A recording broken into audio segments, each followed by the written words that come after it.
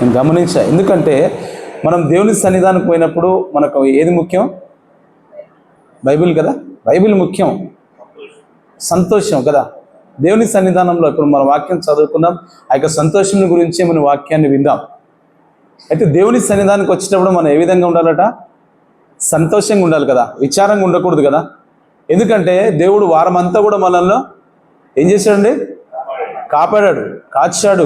నిన్ను, నీ కుటుంబాన్ని, సంఘాన్ని, సంఘంలో ఉన్న ప్రతి కుటుంబాన్ని కూడా దేవుడు ఏర్పాటు చేసుకుని అనగా తన యొక్క రెక్కల చాటున గ్రద్ద వచ్చినప్పుడు కోడి ఏం చేస్తుందట? తన పిల్లల్ని ఏం చేస్తుంది? భద్రపరుచుకుంటుంది కదా. అంటే గ్రద్దకు కనిపించకుండా తన రెక్కల చాటున ఏం చేస్తుందట? భద్రపరుచుకుంటుంది. అంటే దానికి కనిపిస్తే అది ఎక్కడ ఎత్తుకుపోతుందో అని చెప్పేసి ఆ యొక్క కోడి ఏం చేస్తుందట? తన రెక్కల చాటున అదే రకంగా సంఘములో ఉన్న ప్రతి ఒక్కరిని కదా దేవుడు తన యొక్క రెక్కల చాటున, బలమైన బలిష్టమైన రెక్కల చాటున దేవుడు ఏం చేస్తున్నాడంట? కాచి కాపాడి భద్రపరుస్తున్నాడు కదా. మనం చూస్తున్నాం ప్రస్తుత దినాల్లో, మనం చూస్తే భయంకరమైన దినాల్లో మనం ఉంటున్నాం కదా. మనం టీవీ న్యూస్ పెట్టామనుకోండి, ఎక్కడో ఒక చోట వరదలు వచ్చి కొట్టుకుపోతున్నాయి కదా. చాలా చోట్ల మనం చూస్తున్నాం, రాష్ట్రాలు అనగా జిల్లాలు కొట్టుకుపోతున్నాయి. మరి మనం ఇక్కడ తెలంగాణలోనే మనం చూస్తే కామారెడ్డి ప్రాంతం మొత్తం నీళ్ళలో ఉంది కదా. అక్కడ వాళ్ళు మరి టీవీ వాళ్ళు మాట్లాడించినప్పుడు వాళ్ళు ఏమంటారంటే, నేను పుట్టి పెరిగినప్పటి నుంచి ఇప్పటి వరకు ఇంత పెద్ద వర్షం ఎప్పుడు కూడా రాలేదంటారు. అంటే దేవుని ఆ యొక్క ఉగ్రత మనం చూస్తూ ఉన్నాం. బయట దేశాల్లో కూడా మనం చూస్తే, మన రాష్ట్రంలోనే కాదు కానీ, మన భారతదేశంలోనే కాదు కానీ, బయట దేశాల్లో కూడా మనం చూస్తే ఈ యొక్క వర్ష ప్రభావం వల్ల అనేక మంది నిరాశలు అయిపోతున్నారు. అనేక మంది మరి చాలా మంది చనిపోతున్నారు, కొట్టుకుపోతున్నారు. చూశారు కదా, మనం చూస్తున్నాం టీవీలో. కార్లు కొట్టుకుపోతున్నాయి, బస్సులు కొట్టుకుపోతున్నాయి, లారీలు కొట్టుకుపోతున్నాయి, పెద్ద పెద్ద ఆ యొక్క బరువున్న లారీలు కూడా కొట్టుకుపోతున్నాయి. అంటే ఆ యొక్క నీళ్ళని ఎవరికి ఆపతరం కాదు కదా. అంటే దేవుని యొక్క ఉగ్రతను ఎవరు కూడా ఆపలేరు. అంత్య దినాల్లో మనం ఉంటున్నాం కదా, అపాయకరమైన కాలాల్లో మనం ఉంటున్నాం. అయితే మనకు ఆ సబ్జెక్టు కాదు కానీ దేవుడు మనల్ని తన యొక్క రెక్కల చాటున బలపరిచి స్థిరపరిచి, ఇప్పుడు మనం పాట పాడుకున్నాం కదా, బలపరచువాడు, స్థిరపరచువాడు, హెచ్చించువాడు, ఘనపరచువాడు కదా. అన్ని రకాల దేవుడు నిన్ను నన్ను మన యొక్క కథ మొత్తం మార్చే దేవుడుగా ఉంటున్నాడు కదా. అయితే ఇక్కడ మనం చూస్తే వాక్యంలో మొదటి వచనంలో మనం చూసినట్లయితే, సమస్త దేశములారా యెహోవాకు ఉత్సాహధ్వని చేయుడి. చాలండి, ఒక నిమిషం దేవుని సన్నిధానంలో ఆయనకు సహాయం కొరకై మనం ప్రార్థన చేద్దాం. పరిశుద్ధుడా, మహోన్నతుడా, మహాగణుడా, కృపగల దేవా, జీవాధిపతి, జీవం కలిగిన మా తండ్రి, అని నామముల కంటే పైనామం కలిగిన దేవా, సమస్త దేవతల కంటే అధికమైన స్తోత్రం పొందదగిన దేవాని యొక్క బంగారు పాదాలకు వందనాలు చెల్లిస్తున్నా. నా తండ్రి, నిన్న నేడు నిరంతరం ఏకరీతి ఉన్న దేవుడు, మార్పు చెందిన దేవుడు, నా తండ్రి నీ యొక్క బంగారు పాదాలకు వందనాలు చెల్లిస్తాను. గత వారం నుంచి ఈ వారం వరకు అనగా తండ్రి పరిశుద్ధ దినం నుంచి ఈ యొక్క పరిశుద్ధ దినం వరకు నా తండ్రి మా యొక్క ఉద్యోగాలు కావచ్చు, వ్యాపారాలు కావచ్చు, అన్ని పరిస్థితుల్లో తండ్రి మీరు మాకు చాలా దేవుడుగా ఉండి మరి యొక్క మంచి పునరుత్థాన పరిశుద్ధ దినం, ఆదివారం దినం తండ్రి నిన్ను మయంపరిచి, నిన్ను గణపరిచి, నీకు స్తుతులు చెల్లించి, నీకు స్తోత్రాలు చెల్లించే నా తండ్రి ప్రభా మరి యొక్క మంచి దినాన్ని మాకు ఇచ్చినందుకు నీకు వందనాలు చెల్లిస్తున్నాం తండ్రి. ఈ సమయంలో నా ప్రభా 100వ కీర్తన మేము ధ్యానిస్తుండగా మీ పరిశుద్ధాత్మను తండ్రి ప్రభా మీరు నడిపించండి. మీ పరిశుద్ధాత్మతో మీరు నడిపించండి. మీ పరిశుద్ధాత్మను ఇక్కడ కుమ్మరించండి. మీ దృష్టి మా మీద ఉంచండి. మీ కాపుదల మా మీద ఉంచండి. మీ రక్షణ మా మీద ఉంచండి. మీకు వందనాలు చెల్లిస్తాం. రాజుడిని యేసు నామములో ప్రార్థించి అడిగి వేడుకొంచున్నాము తండ్రి, ఆమేన్. ఇక్కడ మనం చూస్తే ఒక 100వ కీర్తనలో ఉన్నాయి 5 వచనాలు, కానీ దీంట్లో పరమార్థం చాలా ఉంది కదా. 5 వచనాల్లో మనం చూస్తే దేవుని సన్నిధానానికి మనల్ని ఫస్ట్గా ఏ విధంగా రమ్మంటున్నాడు? ఉత్సాహధ్వని చేస్తూ అని సన్నిధానంలోకి ప్రవేశించమంటున్నాడు కదా. సంతోషంతో ఏం చేయాలంట? యెహోవాను సేవించాలి. తర్వాత కింది వచనాల్లో మనం చూస్తే ఉత్సాహగానము చేయుచు ఆయన సన్నిధానంకు రండి, యెహోవా దేవుడని తెలుసుకునడి, ఆయనే మనలను పుట్టించెను, మనము ఆయన వారము, మనము ఆయన ప్రజలము, ఆయన మేపు గొర్రెలము. కృతజ్ఞతార్పణలు చెల్లించుచు ఆయన గుమ్మములలో ప్రవేశించుడి, కీర్తనలు పాడుచు ఆయన ఆవరణంలో ప్రవేశించుడి, ఆయన స్తుతించుడి, ఆయన నామమును గణపరచుడి. యెహోవా దయాళుడు, ఆయన కృప నిత్యముండును, ఆయన సత్యము తరతరములుండును. అంటే మనం దేవుని సన్నిధానానికి ఎందుకు రావాలి, ఏ విధంగా రావాలి, ఆయన ఏమిస్తాడు, మనం ఏమి పొందుకుంటాము, ఇక్కడ అన్ని కూడా పొందుపరిచాడు. కదా. ఆఖరి లైన్లో మనం చూస్తే యెహోవా దయాళుడు అంట. అంటే ఆయన మనకు దయనిచ్చే దేవుడుగా ఉన్నాడు, ఆయన కృపనిచ్చే దేవుడుగా ఉన్నాడు, ఆయన యొక్క సత్యాన్ని మనకు తెలియచేసే దేవుడుగా ఉన్నాడు కదా. అన్ని రకాల మనం చూస్తే ఇక 5 వచనాల్లో మనకు కావాల్సిన ప్రతి ఒక్క అంశాన్ని కూడా దేవుడు ఇక్కడ పొందుపరుచున్నాడు. మనం అంటే పైన మనం చూసినట్లయితే అక్కడ ఏమని ఉందండి? కాదు, పైన మనం చూస్తే 100వ కీర్తనలో స్తుత్యర్పణ కీర్తన అని ఉంది కదా. స్తుతులు చెల్లించే కీర్తన అనమాట. అంటే దేవుడు మనకు చేసిన మేళ్ళన్నింటినీ మనం జ్ఞాపకం చేసుకుంటూ ఆయన సన్నిధానంలో స్తుతులు చెల్లించాలని ఆ యొక్క పైన వాక్యంలో ఆ యొక్క మాటలో ఉందన్నమాట. స్తుత్యర్పణ కీర్తన అనేది మనము గమనించాలి కదా. దేవుడు మనకిచ్చిన దాన్ని మనము గట్టిగా పట్టుకుంటూ ఆయన సన్నిధానంలో ఆయనకు స్తుతులు చెల్లించే వరంగా ఉండాలి. సంతోషంగా దేవుని సన్నిధానంలో వచ్చే వరంగా ఉండాలి కదా. మరి ఇంతకుముందు అది చెప్పాను, మరి రాజ్బాబు గారు బైబిల్ చూపించమంటే చూపించలేదు కదా. దేవుని సన్నిధానంలో బైబిల్ చూపించడం అదొక సంతోషం కదా. బైబిల్ని చేత పట్టుకొని మనం రావడం కూడా సంతోషమే. ఈ మధ్యలో ఏమైందంటే అంత స్టార్ట్ అయిపోయింది కదా. అంటే బైబిల్కి బదులు ఏం చేస్తున్నాం మనం? దీన్ని ఎక్కువగా వాడుతున్నాం కదా. బైబిల్ కంటే సెల్ ఫోన్ని మనము ఎక్కువగా వాడుతున్నాం కదా.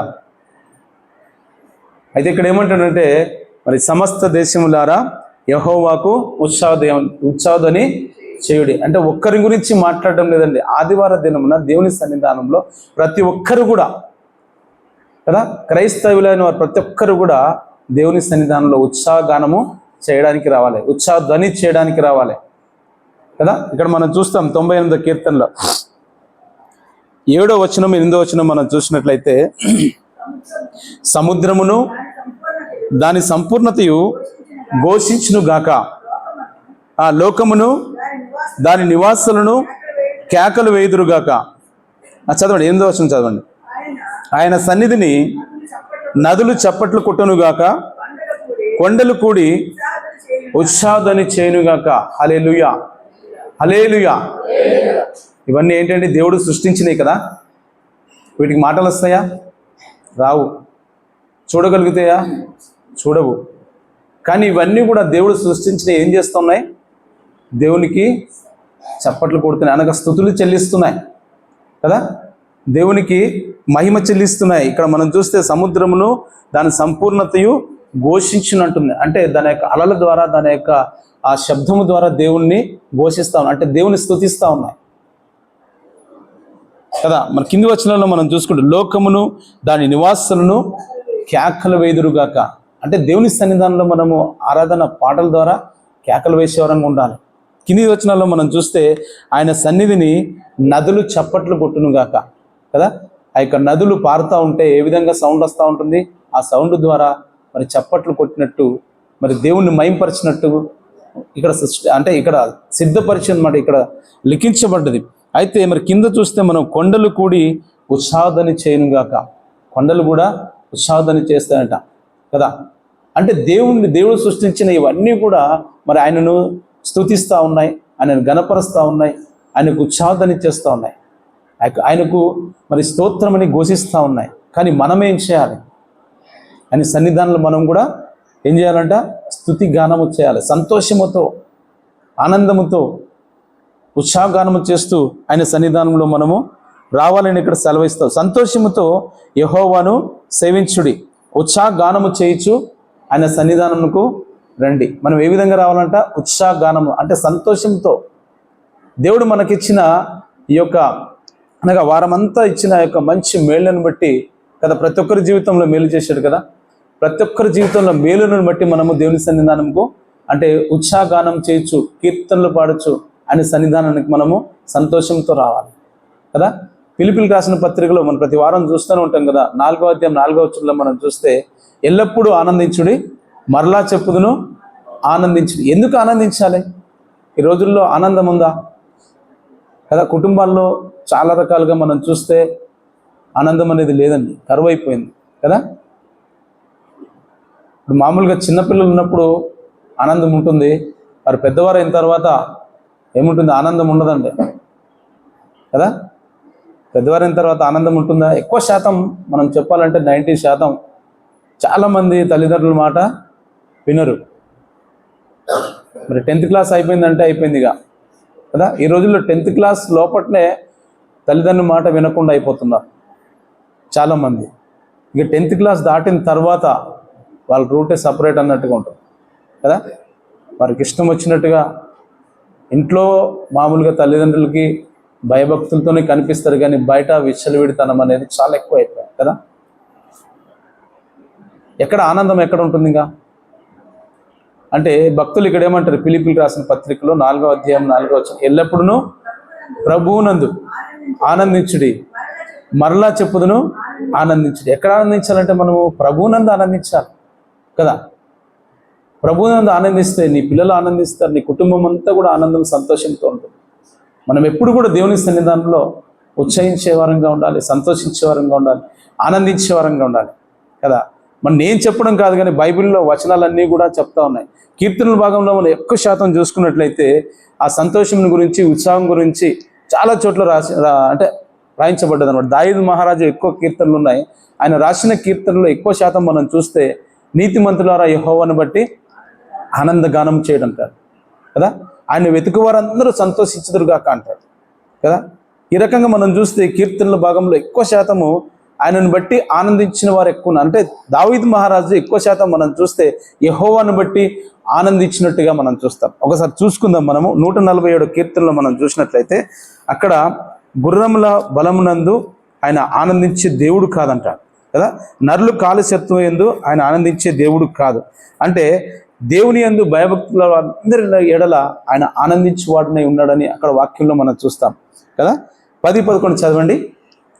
147 కీర్తన. గుర్రముల బలమునందు ఆయన సంతోషించడు, నరుల కాలి సత్వయందు ఆయన ఆనందించడు.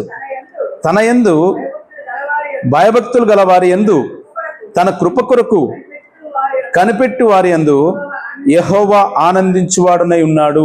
హల్లెలూయా, హల్లెలూయా. ఏ విధంగా ఉన్నాడట?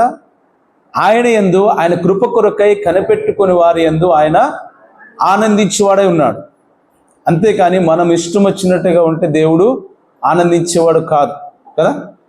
ఇప్పుడు తండ్రికి కుమారుడు ఉన్నాడు అనుకోండి, తండ్రి చెప్పినట్టు ఆ కుమారుడు ఉంటే తండ్రి ఏం చేస్తాడంట? ఆనందిస్తాడు కదా, సంతోషిస్తాడు కదా.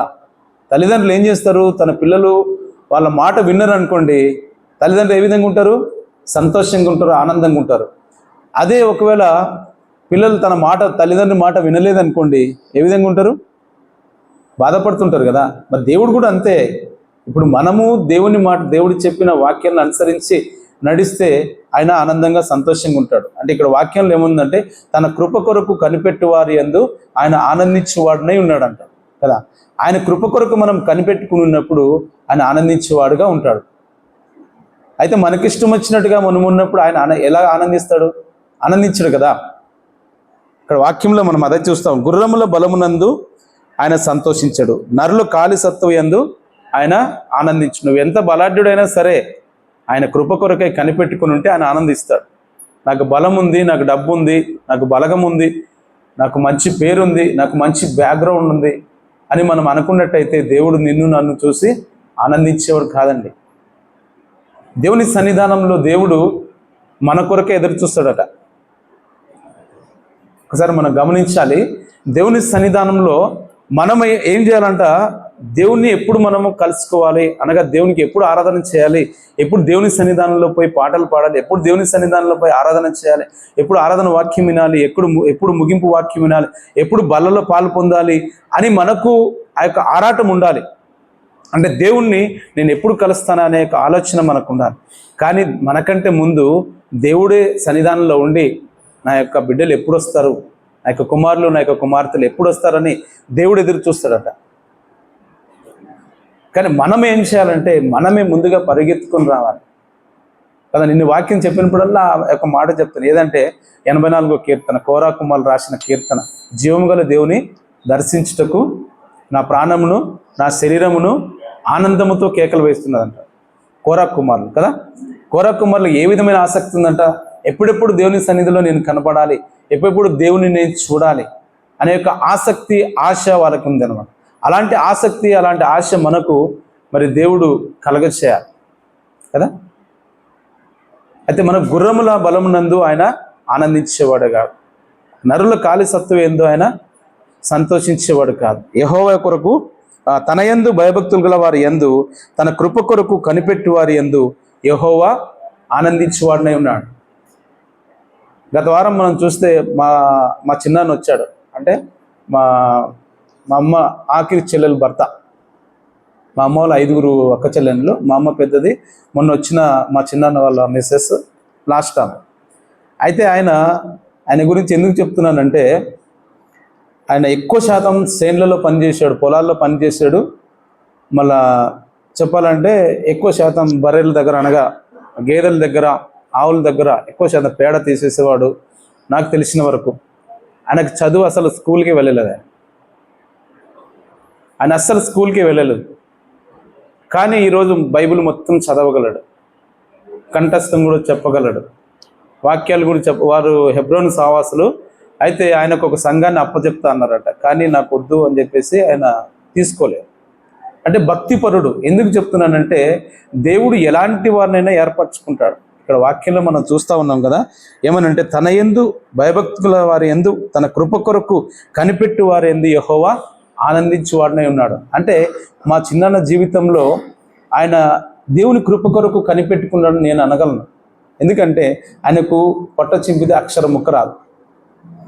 అంటే స్కూల్కే వెళ్ళలేదు అతను. అలాంటి మనిషి బైబిల్ చదువుతాడు, బైబిల్ బోధిస్తాడు. పరిచర్య అంటే మామూలు పరిచర్య కాదు. హెబ్రోను సహవాసం గురించి చెప్పేది అంటే చాలామందికి తెలుసు. వాళ్ళు ఏ విధంగా ఉంటారు, వాళ్ళ స్థిరత్వం ఏ విధంగా ఉంటారో అందరికీ తెలుసు అన్నమాట. అందరికంటే ముందు వెళ్ళడము, అన్ని పనులు చూసుకోవడము, అనగా వాళ్ళు ఎక్కువ శాతం చాపలు వేసుకుంటారు. మన కుర్చీలు ఉన్నాయి కానీ హెబ్రోను సహవాసులు ఎక్కువ శాతం కుర్చీలు ఉండవండి, చాపల మీద కూర్చుంటారు. 1-2 సార్లు నేను పటాన్చెరుకు పోయినాను వాళ్ళ సంఘానికి. అంటే మామూలుగా పెళ్ళిళ్ళు ఆ టైంలో పోయినప్పుడు, ఆ టైంలో కూడా వాళ్ళు చాపలు వేసుకొని కూర్చుంటారు. చాపలు వేసుకొని మామూలుగా యూత్ అంతా కూడా ఎంత ఇదిగా ఉంటారంటే అంత భక్తిగా ఉంటారు. యూత్ అంతా మొత్తం యూతే చూసుకుంటారు. తబలా కానీ, పాటలు కానీ, ప్రతి ఒక్కటి కూడా యూత్ చూసుకుంటారు. ఆయన అదే చెప్తా ఉన్నాడు. మొన్న దినేష్ కూడా చెప్పాడు, యూత్ మీరు అందరు చూసుకోవాలయ్యా, సంఘంలో ఏది ఉన్నా కూడా, అంటే పాటలు కానీ, మనం తబలా వాయించడం కానీ, మ్యూజిక్ వాయించడం కానీ, ప్రతి ఒక్కటి కూడా యూతే చూసుకోవాలని నేను చెప్పాను. యూతే చూసుకుంటున్నాను ఇక్కడ కూడా మా చిన్నాన్నకు చెప్పాను. అంటే అంత గొప్ప దైవజనుడు, అంత పెద్ద దైవజనుడు కాదు, కానీ ఆయనకు ఉన్నంతలో ఆయన చదువు లేని పరిస్థితుల్లో ఒక అక్షరం ముక్క రాని మనిషి బైబిల్ చదువుతున్నాడు అంటే యెహోవా కృప ఆయన మీద ఉందని నేను గట్టిగా నమ్ముతున్నా. మనము కూడా దేవుణ్ణి అడిగితే, ఆయన కృప కొరకు మనం కనిపెట్టుకుంటే మన యందు ఆయన ఆనందించేవాడుగా ఉంటాడు కదా. మన యొక్క బలము కాదు, లేదంటే మన యొక్క డబ్బు కాదు, లేదంటే మన యొక్క అందము కాదు, ఇవన్నీ కూడా అవసరం లేదండి. దేవుని సన్నిధానంలో మనం ఎలాగున్నా కూడా ఆయనను మాత్రము ఆనందపరచాలంటే ఆయన స్తుతించాలి, ఆయనను గణపరచాలి, ఆయన సన్నిధానంలో ఆయనను వెతకాలి కదా. మనం 40 కీర్తనలో మనం చూసినట్లయితే అక్కడ కూడా ఆయనను వెతికితే మనకు సంతోషం దొరుకుతుంది. చూడండి ఒకసారి 40 కీర్తన 16వ వచనం. నిన్ను వెతుకువారందరూ నిన్ను గూర్చి ఉత్సహించి సంతోషించుదురుగాక. చాలండి. దేవునికి పరిశుద్ధ నామానికి స్తోత్రం. ఏ విధంగా ఉందంటే ఇక్కడ వాక్యంలో మనం చూస్తే, నిన్ను వెతుకువారందరూ నిన్ను గూర్చి ఉత్సహించి సంతోషించుదురుగాక. ఆయనని ఎప్పుడైతే మనం వెతుకుతామో ఆయన సంతోషాన్ని, ఆయన ఉత్సాహాన్ని మనకు అనుగ్రహించే దేవుడుగా ఉంటాడు కదా. మనం వెతకకపోతే ఆయన మనకు సంతోషాన్ని ఇవ్వడు, ఉత్సాహాన్ని ఇవ్వడు, ఉద్యోగాన్ని ఇవ్వడు, శాంతినివ్వడు, సమాధానాన్ని ఇవ్వడు, నెమ్మదినివ్వడు, ఏది కూడా ఇచ్చే దేవుడు కాదండి. మనం ఎప్పుడైతే వెతుకుతామో, ఎప్పుడైతే ప్రార్థన ద్వారా దేవుణ్ణి వెతుకుతామో, అప్పుడు ఖచ్చితంగా నీకు నాకు సంతోషాన్ని, ఉత్సాహాన్ని, ఉజ్జీవాన్ని, శాంతిని, సమాధానమును, నెమ్మదిని, నీకు కావలసిన ప్రతిదీ కూడా దేవుడు అనుగ్రహించడానికి మరి సిద్ధంగా ఉంటాడు. మనం ఆయనను వెతకగలగాలి కదా. ఎలా వెతుకుతామంటే బైబిల్ ద్వారానే కదా, ప్రార్థన ద్వారానే కదా. మనం వెతకాల్సింది ఏ విధంగా? బైబిల్, లేదంటే ప్రార్థన, ఆరాధన వారమంతా కూడా మన దేవుడు కాపాడినందుకు ఆయనకు మనము థ్యాంక్స్ చెప్పే వారంగా ఉంటాం కదా. మనకి ఇతరులు ఏదైనా సహాయం చేస్తే దానికి మనం కృతజ్ఞతగా ఏం చెప్తాం? థ్యాంక్స్ చెప్తాం. మరి దేవుడు వారమంతా మనకు చేసిన ఆ యొక్క మేళ్ళన్నిటి కొరకు మనం ఏం చేయాలి? దేవునికి కృతజ్ఞతాస్తుతులు ఆదివారం దినమున ఆయన సన్నిధానంలో చెల్లించాలి కదా. ఇంతకుముందు అందరం కూడా చక్కగా మోకరించే వాళ్ళం. మన కుర్చీలు అలవాటు అయినప్పటి నుంచి బంద్ అయిపోయింది కదా. ఇంతకుముందు మనం అక్కడ అయ్యగారు ఉన్నప్పుడు చర్చి ఉంది కదా, ఆ సమయంలో ఆ యొక్క ఉద్యోగము లేదంటే ఆ యొక్క భక్తి జీవితం అంతా కూడా అదొక లోకం అన్నట్టు ఆ రకంగా ఉండేది. మనం ఎప్పుడైతే కుర్చీల్లోకి వచ్చామో అందరం క్లాస్ అయిపోయాం కదా. అప్పుడు ఏ విధంగా ఉండేది? మాస్గా ఉండేది కదా. ఇప్పుడు అంతా క్లాస్ అయిపోయాం. అంటే మోకరించడానికి మోకాళ్ళు ఇక్కడ సహకరించాం అన్నమాట. మరి చాలామంది దేవుని యొక్క ఆ యొక్క బలలో పాల్గొనే ముందు నిలబడుతూ ఉన్నారు, మంచిదే. కొంతమంది లేచి నిలబడలేని వాళ్ళు అలా కూర్చుంటున్నారు, కానీ దాని గురించి విమర్శ కాదు. అయితే దేవుణ్ణి మనము పొందుకోవాలంటే, ఆయన యొక్క నామాన్ని మనము ఆరాధన చేయాలంటే ఇవన్నీ కూడా మనం అంటే ఆయన కృప కొరకు మనం కనిపెట్టుకునే వారంగా ఉండాలి, ఆయన వెతికే వారంగా ఉండాలి. 33వ కీర్తనలో ఒకసారి చూడండి. అక్కడ మొదటి వచనం ఏమంటాడంటే, నీతిమంతులారా యెహోవాను బట్టి ఆనంద గానము చేయుడి, స్తుతి చేయుట యథార్థవంతులకు శోభస్కరం కదా. స్తుతి చేయుట ఏ విధంగా అంట? యథార్థవంతులకు శోభస్కరం. నీతిమంతులారా అంటున్నాడు. నీతిమంతులు ఉన్నారా? లేరు కదా. రోమిలకు రాసిన పత్రికలు ఏమంటాడు అక్కడ? నీతిమంతుడు లేడు, ఒక్కడును లేడు కదా.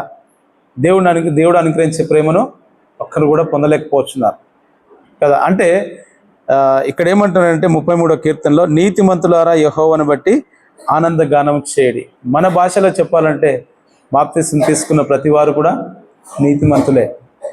అంటే యేసు ప్రభు వారు మనం స్వీకరించాం కాబట్టి మనం నీతిమంతులుగా తీర్చబడ్డాం.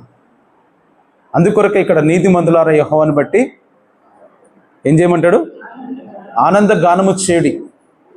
ఆనంద గానం చేసే వారంగా ఉండాలి. దేవుని సన్నిధానంలో మనము వచ్చినామంటే ఆయన కృప కొరకు మనం కనిపెట్టుకునే వారంగా ఉండాలి కదా. ఆయన కృప లేనిది మనం ఉన్నామా? ఇక్కడ లేము. అనేకులు ఈ దినాన్ని చూడలేక ఎంతోమంది నశించిపోయారు కదా. అనేక మంది, చాలామంది గొప్ప గొప్ప వారు మనం చూసుకుంటే ఎన్నో రకాలుగా మనం చూస్తే, నేను ఒకటి మామూలుగా యూట్యూబ్లో చూశాను. ఒక 4 కార్లు వెళ్తూ ఉన్నాయి. 4 కార్లలో మొదటి కారు ₹1 కోటి, రెండవ కారు 80 లక్షలు, మరి మూడవ కారు 30 లక్షలు, నాలుగవ కారు 20 లక్షలు. ఈ రకంగా అన్ని కార్లున్న ఆ కారు కంటే ముందు ఏముందంటే అక్కడ అంబులెన్స్ ఉందండి. ఆ యొక్క అంబులెన్స్ని బాగా ముస్తాబు చేశారు. ఆ యొక్క అంబులెన్స్లో ఆ యొక్క బాడీ ఉంది.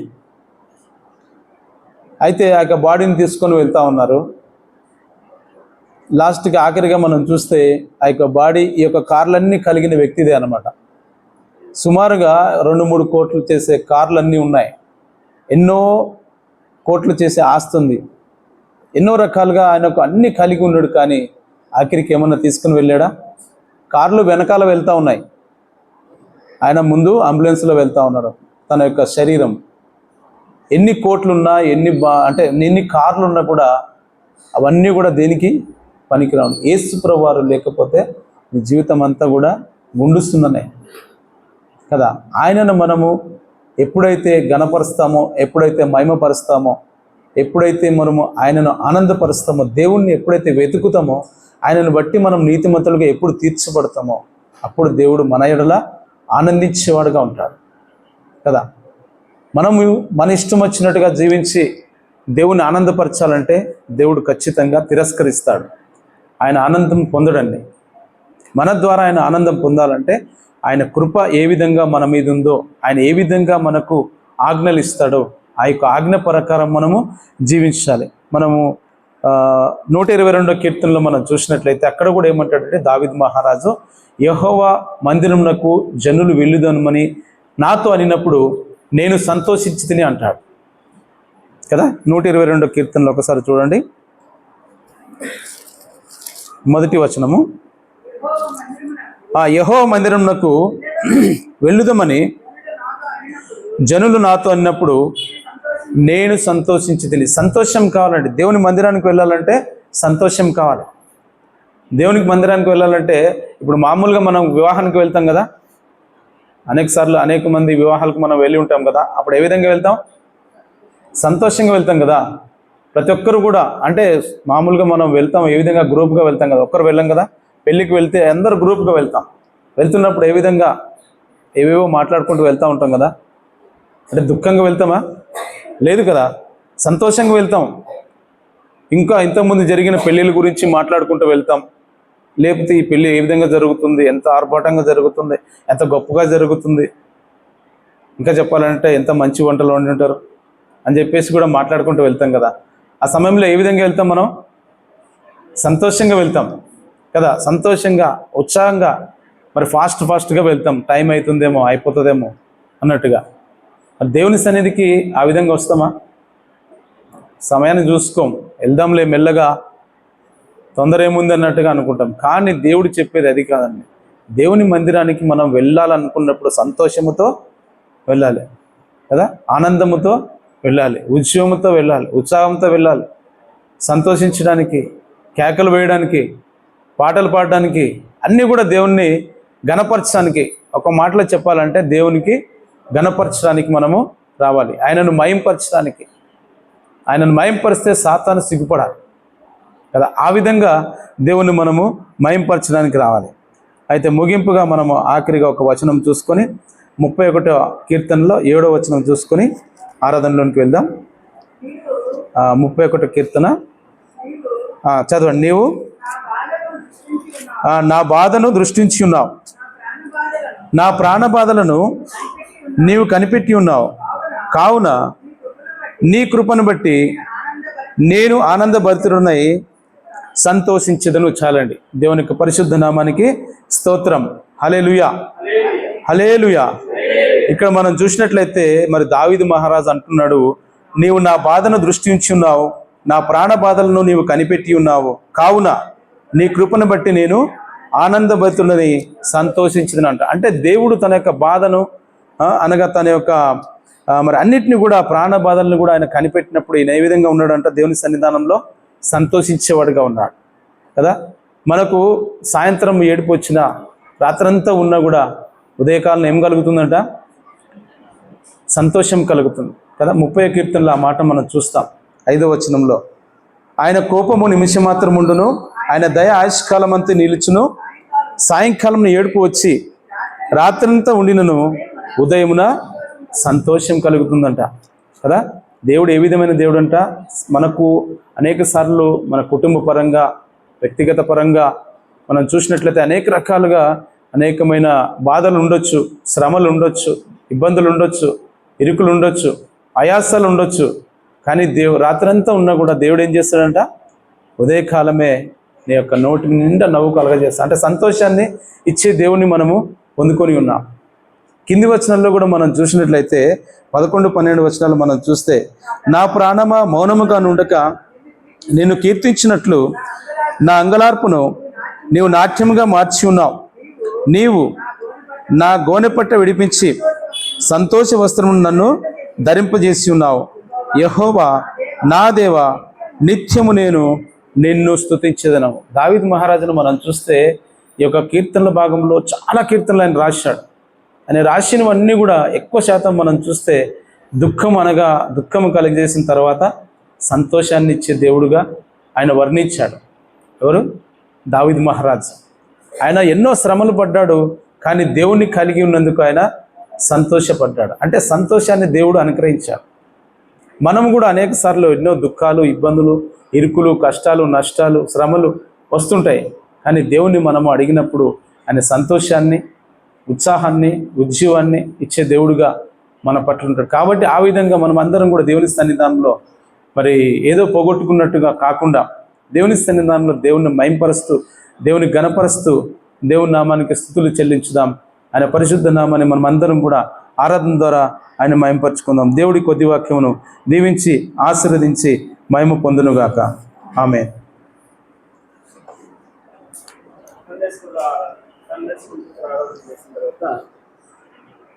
సండే స్కూల్ టీచర్ వాళ్ళని చేస్తారు. తర్వాత సహోదరులు అలాగే సహోదరులు